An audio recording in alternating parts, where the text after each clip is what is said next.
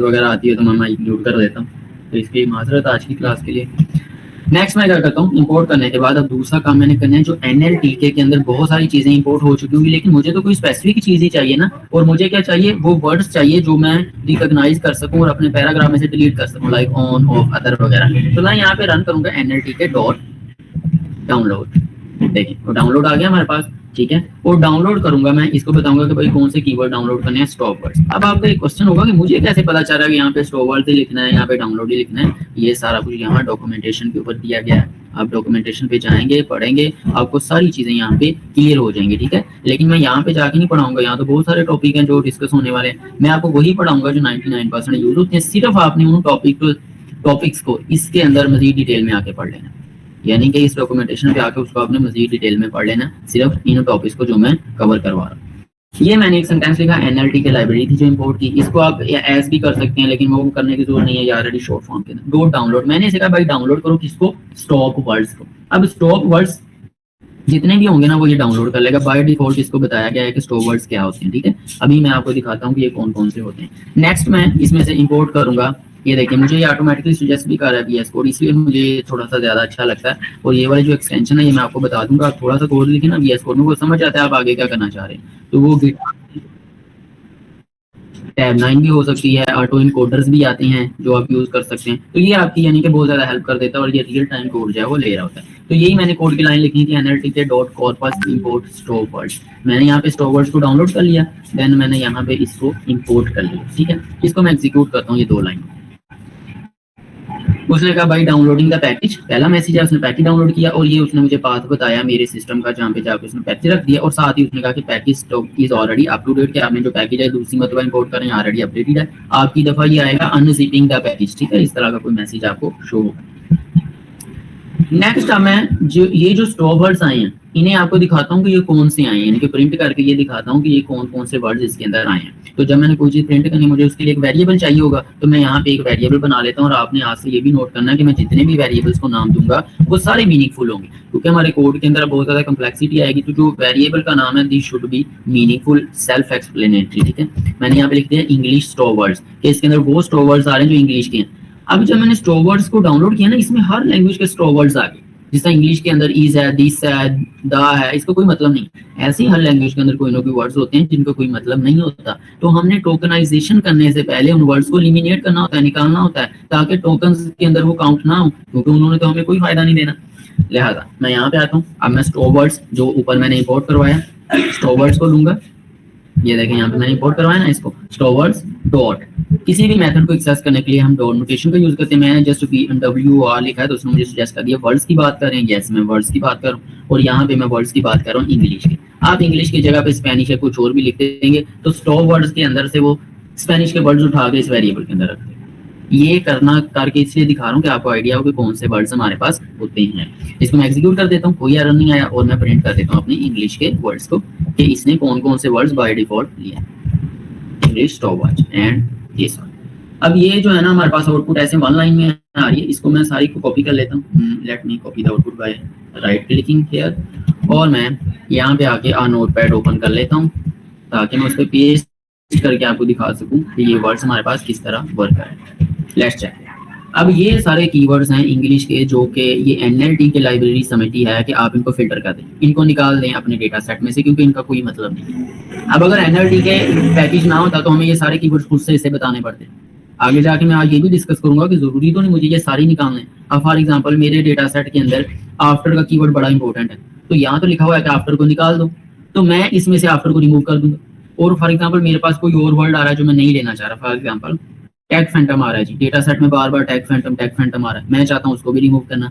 तो लिहाजा मैं इस लिस्ट के अंदर टैग फैंटम का कीवर्ड भी ऐड कर दूंगा, कि भाई जहां ये सारे कीवर्ड निकाल रहे हो ना मेरे डेटा सेट में से, टैग फैंटम भी साथ ही निकाल देना। तो जरूरी नहीं है कि बाय डिफॉल्ट जो डेटा आता है आप उसी को ही लेके चलें।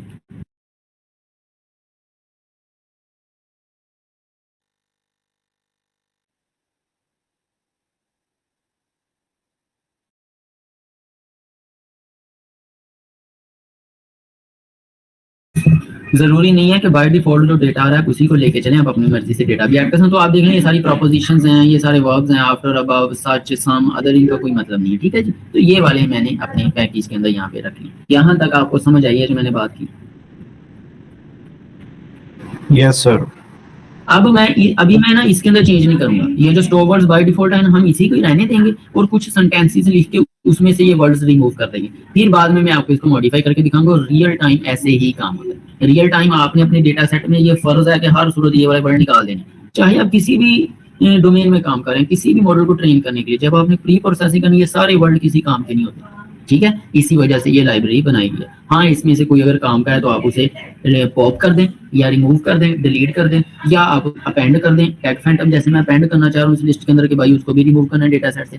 तो मतलब ये कि EN स्टॉप वर्ड्स के अंदर वो वर्ड्स पड़े हैं जो मैं अपने डेटा सेट के अंदर नहीं देखना चाहता, ठीक है।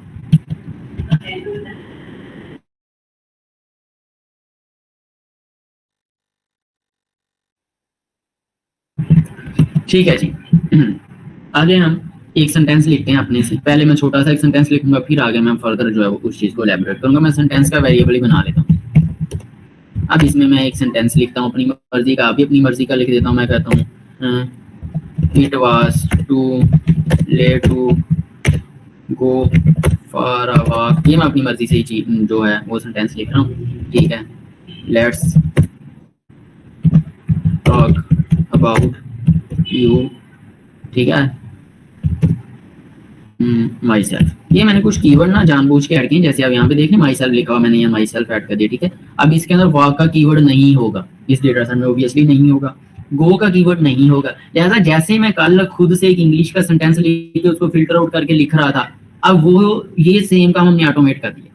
वो ये सेम काम हम कर रहे हैं by using the NLTK library, जो कि रियल टाइम यूज होती है। इसको आपने पहले क्लास में डिस्कस तो नहीं किया हुआ?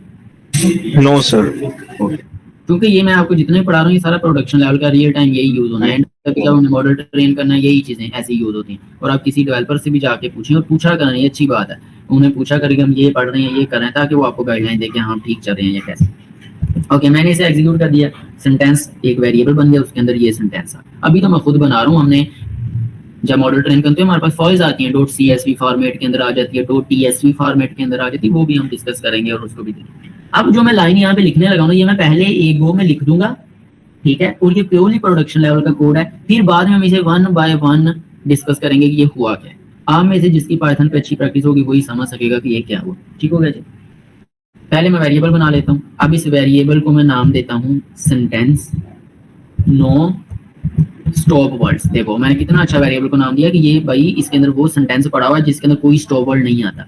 मतलब ये हुआ कि ये जो सेंटेंस है इसके अंदर से इनमें से अगर कोई भी वर्ड आ रहा है वो मैंने निकाल दिया वो, ठीक हो गया जी। अच्छा, अब मैं यहाँ पे सेंटेंस लिखने लगा हूँ जिसमें वर्ड निकालना है।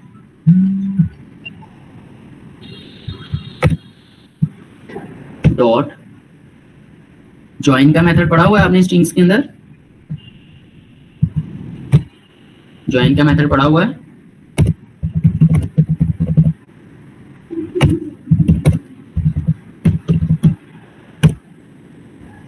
यस सर, पढ़ा हुआ। स्प्लिट का भी पढ़ा हुआ है, ये जो मैं यूज कर रहा हूँ?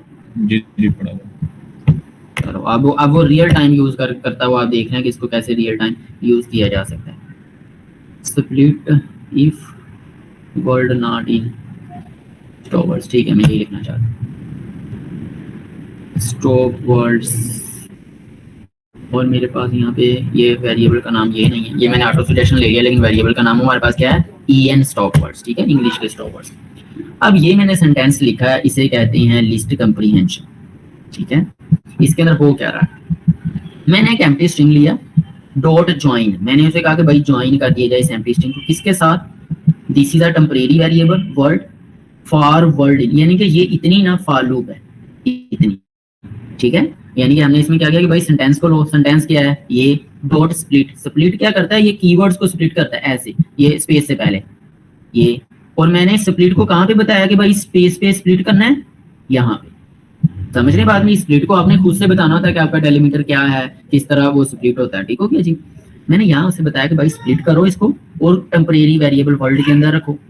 इफ वर्ल्ड, अगर जो वर्ल्ड के अंदर टेम्परेरी वेरिएबल आ रहा है, फॉर एग्जाम्पल पहली दफा रन होगा तो क्या आएगा? इट। नॉट इन, अगर वो मौजूद नहीं है, अब फॉर एग्जांपल इट इन के अंदर मौजूद नहीं है, तो फिर उसको क्या करो, इस सेंटेंस इस वेरिएबल के अंदर रख दो, ठीक है।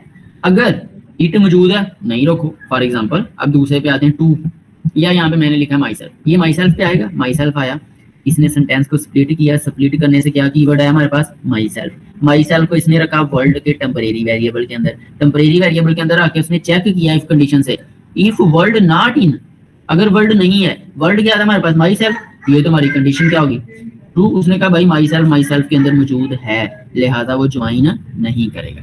अब इस लाइन को एग्जीक्यूट करने के बाद मैं दूसरी लाइन के अंदर ये वाला जो हमारा वेरिएबल है इसको प्रिंट कर रहा हूँ, और जब मैं इसको प्रिंट करता हूँ तो यू विल सी कि हमारे पास क्या आता है। ये देखें, इतना बड़ा हमारा सेंटेंस था, उसमें से क्या आया, let go walk let's talk you. बाकी सारी चीजें हमारे लिए मीनिंगलेस थी, कोई उनका मकसद नहीं। अब आप पावर समझ रहे हैं कि मॉड्यूल्स की क्या पावर होती है, डेटा प्री प्रोसेसिंग कितना आसान है, सिर्फ आपको ये मेथड्स आ जाए। अब ये जो चीज मैंने पढ़ाई है ना, ये ऐसे ही 1000 मतलब मैं आपको करके दिखाऊंगा, तो ऐसे ही करूंगा। जब भी मैं डेटा प्री प्रोसेसिंग करूंगा यही तरीका होगा, फॉर लूप ही लगेगी, इफ कंडीशन ही लगे। मेरी बात अंडरस्टैंड कर रहे हैं सब बच्चे? जी बिल्कुल सर। यहाँ तक कोई क्वेश्चन है तो बताएं। सर जो हमने सेंटेंस में से रिमूव किया स्टॉप वर्ड्स, जी जी सर इसमें लास्ट पर यू आ रहा है, ये वाला जी सर वो ईएन स्टॉप में भी जो यू है, yes, good question, very good question. ये किसका है, मुझे नाम तो देखें किसका है। स्नैन अशरफ सर। वाह स्नैन अशरफ, आपने पेपर वाले दिन मुझे मिलना है, मैं आपका पेपर खुद करूंगा अपने हाथ। अच्छा देखो, ये इस वजह से आया यू कि यहाँ पे एक कॉमा भी लगा हुआ है, उसने, हमने किस चीज पे स्प्लिट कर रहे हैं, स्पेस पे। इसका मतलब है उसने समझा कि ये एक लफ्ज है, ये देखो मैंने जिसको हाईलाइट कर दिया, समझ रहे हैं, यानी कि उसने तो सेपरेट करना है स्पेस पे। अगर मैं यहाँ पे स्पेस दे देता हूँ, अब आप देखिएगा, स्पेस दिया, एग्जीक्यूट किया, इस लाइन को अगेन से एग्जीक्यूट किया, इस लाइन को अगेन से एग्जीक्यूट किया, अब यू चला गया। क्यों? क्योंकि हमारी ज्वाइन किस पे सेपरेट कर रहा है, स्पेस के। मेरी बात अंडरस्टैंड की आप सबने? यहाँ तक कोई क्वेश्चन है तो पूछ। और ये बहुत इंपॉर्टेंट टॉपिक्स हैं जो मैं करवा रहा हूँ, इनको समझ लें। आप किसी डेवलपर से बात करेंगे, वो वाकई कहेगा कि आपका एक्सपीरियंस है और ये चीजें एक्सपीरियंस से बंदा सीखता है। ये तो मैं लाइनें लिख के दिखा रहा हूँ, आपने ऐसी रटा लगा लेना। समझ आ गई है? आगे चलें। अब अगला काम है हमारा कि मुझे इसमें से ना, फॉर एग्जाम्पल माई सेल्फ अच्छा नहीं लग रहा, मैं कहता हूँ यार ये इसने मेरा माई सेल्फ भी रिमूव कर दिया है, मैं चाहता हूँ इसको ओरिजिनल लिस्ट से ही रिमूव कर दूँ। ओरिजिनल लिस्ट कौन सी, जो हमारी एनएलटीके की तरफ से बाय डिफॉल्ट आती है। अब मैं उसमें से क्या रिमूव करने जा रहा हूँ, माई सेल्फ, ताकि अगली मर्तबा जब भी मेरा कोड चेक हो तो उसमें से माई सेल्फ डिलीट ना। मेरी बात समझ आ गई? अब मुझे ये बताएं कि ये जितने भी कीवर्ड्स हैं ये किस में पड़े हुए हैं, ईएन स्टॉप वर्ड्स के अंदर पड़े हुए हैं। ईएन स्टॉप वर्ड्स के अंदर ये कैसे पड़े हुए हैं, एज अ लिस्ट। तो जब एज अ लिस्ट हमने किसी आइटम को डिलीट करना होता है, कल ही पढ़ा था हमने, तो कौन सा मेथड इस्तेमाल करते हैं हम? सर यार रिमूव यूज कर।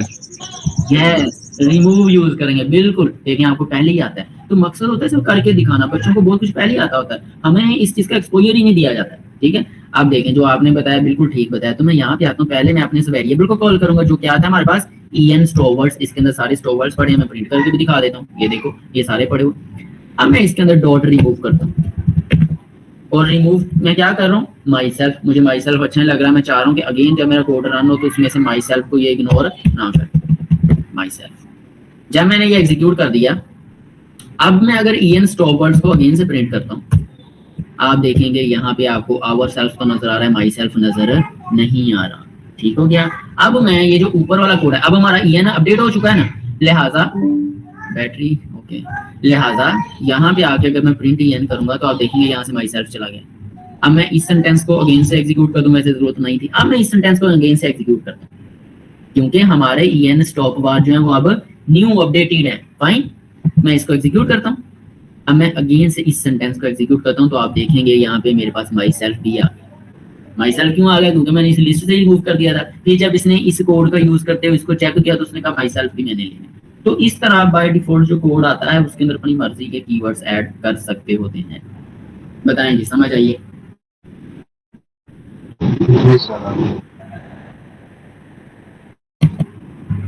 यहाँ तक कोई क्वेश्चन तो नहीं है? No sir. आगे देखें, अब अगला काम है ऐड करना। फॉर एग्जांपल ये हमारी एक लिस्ट है जिसका नाम चेकिंग करना, इसके अंदर मैं टैग फैंटम ऐड करना चाहता हूँ कि भाई तुम्हें अगर मेरे सेंटेंस में कहीं टैग फैंटम नजर आए ना तो उसको भी निकाल देना, ठीक है। ये एक लिस्ट है, लिस्ट के अंदर कोई भी आइटम ऐड करने के लिए क्या यूज किया जाता है, कौन सा मेथड यूज किया जाता है? अपेंड करेंगे सर। यस, अपेंड का। इंसर्ट भी होता है, अपेंड भी होता ये किसने अपेंड बोला है? है। रिमूव में डालने के लिए यार, ऐड करने के लिए। ओके ओके, आप इस पे दोबारा से रीड भी कर सकते हैं, नो इशू एट ऑल। मैं यहाँ पे आता हूँ en_stowage.append। अब मैं अपेंड किसे करने जा रहा हूँ? टैग फैंटम, टैग फैंटम, और मैंने इसको रन कर दिया। अब मैं अगर en_stowage को प्रिंट करता हूँ तो आप देखें लास्ट के ऊपर हमारे पास क्या पड़ा हुआ है? Tag Phantom. लिहाजा अब जब मैं अपनी ज्वाइन वाली लाइन को अगेन से एग्जीक्यूट करूंगा तो वो मेरे सेंटेंस के अंदर टैग फैंटम को भी ऑलरेडी चेक करेगा। बताएं जी, इस बात की समझ आई जो मैंने अभी ये बात की? सर आपकी ये बात तो आई समझ लगी सर, ज्वाइन वाली ये वाली लाइन की समझ आई? सर इसको अगेन से बता दूं या रिकॉर्डिंग हो रही है?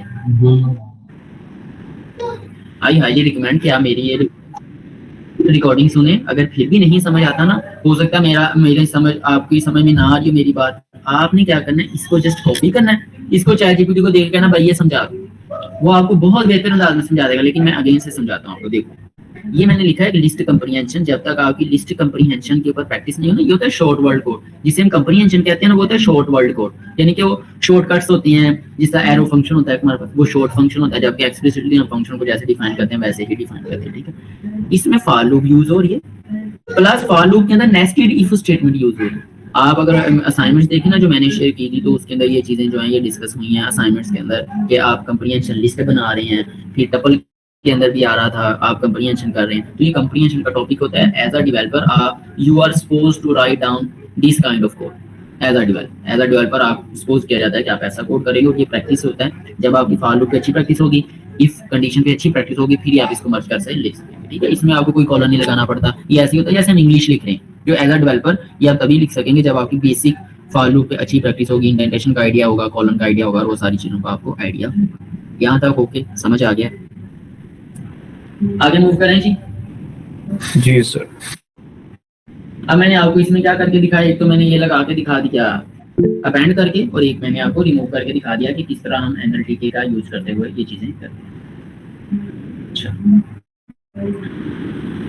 नेक्स्ट टॉपिक आता है रेगुलर एक्सप्रेशंस का। रेगुलर एक्सप्रेशन पाइथन में पढ़ा हुआ है आपने? सर थ्योरी ऑफ ऑटोमेटा में पढ़ा हुआ है। क्लास की बात हो रही है, क्लास में आपने रेगुलर एक्सप्रेशन पढ़ा जो एक आरई पैकेज होता है। मैं यहाँ पे सर्च भी बता रहे आरई पाइथन जी, मुझे समझ नहीं है अभी क्या पढ़ा हुआ है आरई पैकेज। आरई बाय डिफॉल्ट ना आता है, पाइथन के साथ बिल्ट इन आता है, आपको इसको पीपी इंस्टॉल नहीं करना पड़ता। ये इसकी सारी डॉक्यूमेंटेशन है जो कि बहुत लेंथी डॉक्यूमेंटेशन है। इसमें से मैं आपको ये देखो ना, ये पढ़ाऊंगा, ठीक है, मैं आपको ये पढ़ा दूंगा, तो जो इंपॉर्टेंट होंगे ना इसमें से मैं आपको वो पढ़ा दूंगा, वरना मेथड तो इसके बहुत ज्यादा हैं, आप स्क्रॉल करते जाएं, इतने ज्यादा मेथड हैं, ठीक है, जो हमारे काम के मेथड्स होंगे हम वो। अब ये यूज क्यों होता है, पहले तो ये समझना जरूरी है। कोई भी कंसेप्ट समझने से पहले ना आप ये याद रखा करें, why we are learning this, हम ये क्यों पढ़ रहे हैं। जब आप ये क्वेश्चन करना शुरू कर देंगे ना, फिर ट्रेनर को आपको एप्लीकेशन बतानी पड़ेगी कि भाई ये यहाँ यूज होनी इसलिए कर। जैसे कि आपने देखो ट्रिग्नोमेट्री पढ़ा, काश आपने तब पूछा सर ये कहाँ यूज होनी है, क्या फायदा होना है, पैसे कैसे कमाने हैं इससे, तो हो सकता है आप नहीं पढ़ते, ठीक है। तो ये जरूरी होता है। अब देखो रेगुलर एक्सप्रेशन हो ये होता है कि मैं यहाँ पे एक आपको मिसाल लिख के देता हूँ। मैं यहाँ एक सेंटेंस लिखता हूँ, लास्ट पे आ जाते हैं कुछ, मैं यहाँ पे कोड के सेल्स भी रख लेता हूँ। Okay, let me come up here. मैं यहाँ पे आता हूँ, यहाँ कोड के कुछ सेल्स एक्सप्लोर। यहाँ पे ना मैं एक वेरिएबल बनाता हूँ, उस वेरिएबल को मैं नाम रख देता हूँ like my folder. My folder कह देते हैं, माई फोल्डर। और इसके अंदर जिस तरह सी का फोल्डर का पाथ नहीं होता, मैं वो देने लगा इसको। मैं कहता हूँ भाई आप इस तरह करो, सी में जाओ, सी में जाने के बाद कॉलन आता है, फिर उसके बाद सॉरी बैकवर्ड स्लैश आती है, इसी तरह का होता है ना हमारा पाथ। अभी आप देखिएगा क्या होता है। फिर उसके बाद डेस्कटॉप पे जाओ, फिर डेस्कटॉप के ऊपर जाने के बाद आप जाओ नोट्स का फोल्डर है। अब देखो जब मैंने ये सेंटेंस लिखा है तो उसने ना ये इसको हाईलाइट कर दिया, उसने कहा भाई मुझे समझ नहीं है ये क्या है, मेरी बात अंडरस्टैंड कर रहे हैं। अब मैं इसको एग्जीक्यूट करता हूँ, मैं एग्जीक्यूट करके नेक्स्ट लाइन में ये देखो उसने मुझे क्या भी दिया, उसने कहा भाई सिंटैक्स की मिस्टेक है यहाँ पे, ठीक है, लेकिन फिर भी मैं यहाँ पे माई फोल्डर को प्रिंट करता हूँ, मैं कहता हूँ नहीं मुझे माई फोल्डर प्रिंट कर दो। अब जब मैं माई फोल्डर प्रिंट किया तो आप देखें ये एज इट इज वैसे प्रिंट हो रहा है, लेकिन ये चेंज कर रहा है अपने आप, हालांकि मैंने तो ये चेंजेस की नहीं है यहाँ पे। ये होते हैं कुछ स्पेशल कैरेक्टर्स, या आप इसे कह सकते हैं एस्केप सीक्वेंसेस, यस ये भी कह सकते हैं। इसका मतलब होता है न्यू लाइन में चले जाओ, इसका मतलब होता है कि आप न्यू लाइन में चले जाएं। Let me use double quotation here, maybe कुछ फर्क पड़े। Let me execute this again, no not at all, ठीक है। अब मैंने अगर इसको बताना है ना कि भाई ये n जो है ये आपका सिंटैक्स का पार्ट नहीं है, इससे वो लेता है न्यू लाइन, और इसी तरह बैकवर्ड स्लैश टी का मतलब होता है टैब, ठीक है, और इसी तरह आपके पास डबल बैकवर्ड स्लैश का मतलब होता है अगर एक बैकवर्ड स्लैश प्रिंट करनी, तो ये स्पेशल कैरेक्टर्स के लिए होता है, रेगुलर एक्सप्रेशंस के लिए। अगर मैंने इसे ये बताना है ना कि भाई ये आपका पार्ट नहीं है सिंटैक्स का, ये मेरे इस स्ट्रिंग का पार्ट है, ये बताना है मैंने, ठीक है।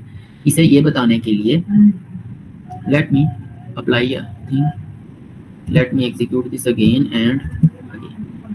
देखो वर्क तो ये कर गया, लेकिन हमारा अभी तक एरर वैसे का वैसे। अब मैं इसको वर्क करवाता हूँ by using the regular expression. इससे पहले मैं क्या करता हूँ, इंपोर्ट करता हूँ रेगुलर एक्सप्रेशन को, फिर उसके अंदर एक मेथड आता है वो हम यूज करते हैं। मैं कहता हूँ इंपोर्ट, और इसको मुझे pip इंस्टॉल नहीं करना पड़ेगा क्योंकि regular expression by default Python के साथ है। इंपोर्ट re का मतलब है मैंने रेगुलर एक्सप्रेशन को इंपोर्ट कर लिया। अब इसको इंपोर्ट करने के बाद मैं इस सेंटेंस पहले जैसे आप f लगाते थे फॉर फॉर्मेटेड स्ट्रिंग, जिसके अंदर आप वेरिएबल भी लिख सकते थे और बड़ी आसानी होती थी, कॉन्कैटिनेशन आपको नहीं करनी पड़ती, ठीक है। इस काम को करने के लिए मैं यहाँ पे r लगा दूंगा, एग्जीक्यूट। देखो r लगा के मैंने एग्जीक्यूट किया, उसने कोई एरर नहीं दिया, उसने कहा ठीक है भाई आप ठीक कह रहे हैं, ये मेरे सिंटैक्स का पार्ट नहीं है, ये आपकी इंग्लिश का हिस्सा ही है, ये आपकी स्ट्रिंग का पार्ट है। तो r जो होता है ये रेगुलर एक्सप्रेशन को यूज करता है। अब मैं अगर माई फोल्डर को प्रिंट करता हूँ तो आप देखिए हमारे पास सेम वही रिजल्ट आ रहा है यहाँ, ठीक है, लेकिन थोड़ा सा चेंज है। अगर मैं ये चेंज को हटाना चाहूँ मैं इसको प्रिंट करता हूँ, मैं कहता हूँ प्रिंट माई फोल्डर, चेक करो आ गया सेम रिजल्ट, उसने यानी कि नोट समझा। अब मैं ना जरा r हटा के और इसको ऐसे एग्जीक्यूट करता हूँ, यस चेक करो। अब वो क्या हुआ, उसने समझा कि ये मेरा पार्ट है, n का मतलब न्यू लाइन पे चले जाओ, लिहाजा उसने उसके आउटपुट में क्या किया, n को अपना पार्ट समझ के ots को न्यू लाइन पे ले गया। तो ये टोटली मसला हो गया हमारे लिए, हम तो उसे एक पाथ बता रहे थे। और ये मैंने आपको एक एग्जांपल दी है सिर्फ ये बताने के लिए कि भाई re को पढ़ना क्यों जरूरी है, क्यों ये रियल टाइम यूज होता है, और ये इस तरह के एरर बहुत आते हैं। अब इस तरह के एरर आपके मॉडल के अंदर आ जाए, मीनिंग ही चेंज हो गया, अब पाथ ही नहीं फाइंड कर पाएगा तो मॉडल कहाँ ट्रेन होगा। इसे कहते हैं लॉजिकल एरर्स, जो कि एरर शो भी नहीं करवाते। देखो यहाँ कोई एरर तो नहीं ना शो हो रहा कि भाई आपने गलती की, लेकिन आ गया लॉजिकल एरर कि वो पास पूरा ही नहीं रहा। यहाँ तक कोई क्वेश्चन है तो बताएं। No sir. 15 मिनट है जो और हमारे पास, चलो मैं कवर करता हूँ। अब मैं इस चीज से बचने के लिए मैंने मेरे भाई यहाँ पे r लगाया, और r लगाने से मुझे फायदा ये हुआ कि इसने इसको एक पाथ ही समझा। ये एक सिंपल सी एग्जांपल थी जो मैंने आपको बताया। अब हम आते हैं कुछ मजीद रिसर्च के तरफ। फॉर एग्जांपल कोई स्ट्रिंग लिखी गई है, कोई भी स्ट्रिंग है, re का एक मेथड होता है सर्च का। मैं यहाँ पे ना साथ साथ उस मेथड को कंट्रोल f करके ना सर्च भी करता जाऊंगा। ये तो बहुत ज्यादा हो गया, चलो मैं इसे पहले लिखता हूँ re.search, ये मेथड है जी वो। ये जितने मेथड मैं पढ़ाऊंगा ना वो आप पे फर्ज है यहाँ पे आके पढ़ना, ठीक हो गया जी। लेकिन यहाँ पे आएंगे आपको थोड़ा मसला तो होगा, मैं इसको मजीद आसान करके आपको यहाँ बता रहा हूँ। ये उसमें शॉर्टकट आते ही यूज कर, यही तो डॉक्यूमेंटेशन का नुकसान होता है कि आम बंदा नहीं पढ़ सकता, उसे सिर्फ डेवलपर ही पढ़ सकता है। अब जो डेवलपर होगा ना वही समझेगा ये क्या हो रहा है, जबकि मैं आपको इसको आसान करके समझाता हूँ। मैं यहाँ पे आया, मैंने वेरिएबल बनाया अपना कोई भी रिजल्ट सेव करने के लिए, मैंने रिजल्ट का वेरिएबल बना लिया। चलो रिजल्ट के अंदर मैंने re को कॉल किया जो कि मैंने ऊपर इंपोर्ट की थी लाइब्रेरी डॉट। जब मैंने डॉट प्रेस किया तो आप देखें इसके अंदर कितने ज्यादा मेथड्स हैं जो मेरे पास यहाँ पे शो हो गए, ठीक है। इसका एक मेथड है हमारे पास सर्च का, जो कि मैंने सर्च करके भी दिखाया। ये क्या करता है कि हमारी स्ट्रिंग में से स्पेसिफिक कैरेक्टर को सर्च करता है, चीजों को सर्च करता है। अब ये सर्च डिफरेंट टाइप्स की होती है, जैसे मैंने ये लिखा, देखो उसने मुझे एक प्रॉम्प्ट भी कर दिया, सर्च करके देखते हैं जी कैसे सर्च करते हैं।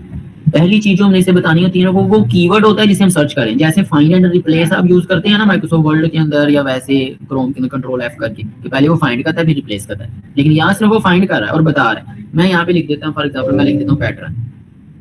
एक मिनट यार, मैं जरा ये जो है ना ऐड कर लूँ चार्ज।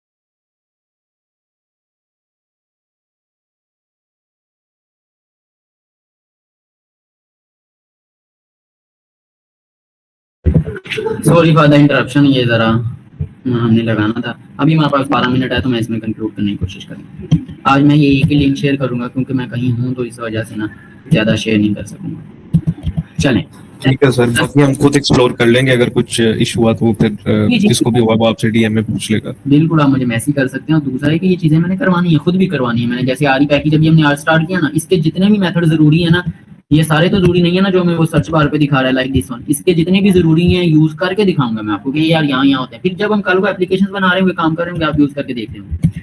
हम यहाँ पे आता हूँ, मैं यहाँ पे पहला कीवर्ड जो लिखता होता है ना वो है जिसको हमने सर्च करना है। मैं इस केस में एक सर्च कर लेता हूँ पैटर्न का कीवर्ड। मैंने कहा कि मैंने पैटर्न का कीवर्ड सर्च करना है।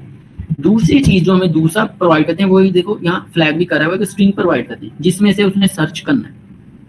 ठीक है, अब मैं इस स्ट्रिंग को रेगुलर स्ट्रिंग में कन्वर्ट करने के लिए क्या लिखूंगा, आर लिख दूंगा उससे पहले। जैसे आप फॉर्मेटेड स्ट्रिंग बनाने के लिए एफ लिख देते हैं ना, या डॉट फॉर्मेट भी कर देते हैं अपनी स्ट्रिंग के लास्ट में, इसी तरह ये आर है कि ये this is a regular expression. इसको मैं कहता हूँ स्ट्रिंग, कुछ भी लिख देता हूँ, स्ट्रिंग टू कंटेन पैटर्न। आज जो पैटर्न का कीवर्ड है ना वो मैं इसमें यूज कर देता हूँ।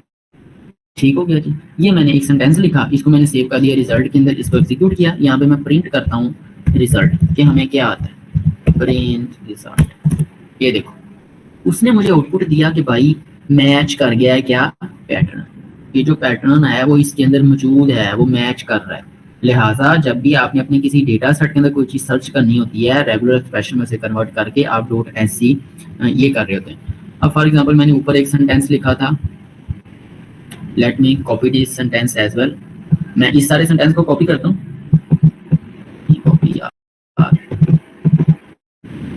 Let me copy this thing. इसे मैंने कॉपी किया और इसको मैं उसकी जगह पे पेस्ट करके चेक करता हूँ कि मुझे अब पैटर्न का रिजल्ट क्या देता है, क्योंकि इसके अंदर तो पैटर्न का कीवर्ड नहीं है हमारे पास।